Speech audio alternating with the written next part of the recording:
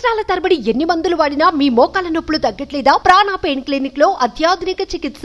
Liquor lovers కు full kick ఇచ్చే good news ఇది. ఏపీలో మందుబాబులకు మంచి రోజులు వచ్చేస్తున్నాయి. ఇక వారి కష్టాలు తీరిపోతున్నాయి. నిన్నటి వరకు భారీగా ఉన్న మద్యం ధరలు ఇకపై నియంత్రణలోకి రాబోతున్నాయి. నచ్చిన బ్రాండ్ను తాగే సమయం వచ్చేసింది. ఇప్పటి వరకు ఎక్కువ డబ్బులు తీసుకొని నాసి రకం మద్యం తాగుతున్నామంటూ బాధపడుతున్న మద్యం ప్రియులకు చంద్రబాబు ప్రభుత్వం గుడ్ న్యూస్ చెప్పబోతుంది. 150 రూపాయల క్వార్టర్ ఇవ్వు బాసు, 200 రూపాయలున్న క్వార్టర్ ఇవ్వు అనే రోజులు పోయాయి. ఇకపై 90 రూపాయల క్వార్టర్ ఇవ్వు అనే రోజులు వచ్చేస్తున్నాయి. ఏంటి అర్థం కాలేదా? మందు రేట్లు తగ్గుతున్నాయండి బాబు.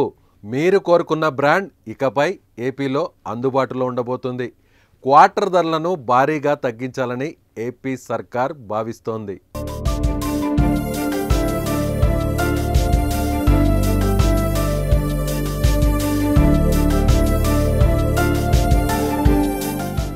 ఎన్నికల్లో అఖండ విజయం అందుకున్న టీడీపీ కూటమి ప్రభుత్వం రాష్ట్ర మద్యం విధానంపై కూడా దృష్టి సారించింది. ప్రస్తుతానికి వైసీపీ విధానమే అమలవుతున్నా త్వరలోనే దానికి మంగళం పాడే ప్లాన్ సిద్ధం చేస్తోంది.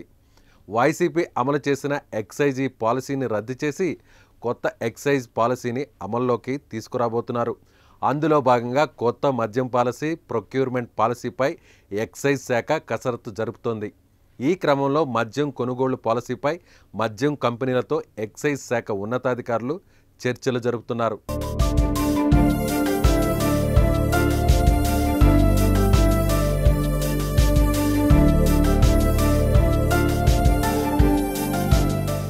అధికారంలోకి వచ్చాక మందుబాబుల కష్టాలను తొలగిస్తామని చంద్రబాబు, పవన్ కళ్యాణ్ హామీ ఇచ్చారు. ఆ విధంగానే అధికారంలోకి వచ్చిన 2 నెలల్లోనే మద్యం రేట్లను తగ్గించేందుకు రంగం సిద్ధం చేస్తోంది కూటమి సర్కార్. నాసిరకం మద్యం మార్కెట్లో ఉండడానికి వీల్లేదని ఇప్పటికే ముఖ్యమంత్రి చంద్రబాబు నాయుడు ప్రభుత్వ అధికారులకు స్పష్టమైన ఆదేశాలు జారీ చేశారు. అలాగే పేదలు, నిరుపేదలు వాడే మద్యం క్వార్టర్ ధర ఇకపై 100 రూపాయల్లోనే ఉండేలా చర్యలు తీసుకోవాలని ఎక్సైజ్ శాఖ అధికారులకు సీఎం చంద్రబాబు స్పష్టం చేశారు. దీంతో ఇకపై 100 లోపే చీప్ బ్రాండ్ దొరకనుంది. 2019 కంటే ముందులా 80 రూపాయలు, 90 రూపాయలకే క్వార్టర్ సీసాలను విక్రయించనున్నారు. గత జగన్ ప్రభుత్వ హయాంలో మినిమం క్వార్టర్ మద్యం సీసా ధర 200 రూపాయలుగా నిర్ణయించారు.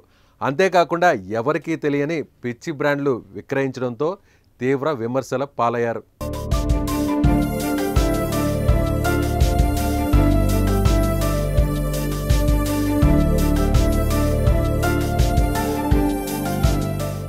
ఇప్పటికే ప్రభుత్వం ఏర్పాటు చేసిన కమిటీలు ఉత్తరప్రదేశ్, తెలంగాణ, కర్ణాటక, తమిళనాడు తదితర రాష్ట్రాల్లో పర్యటించాయి.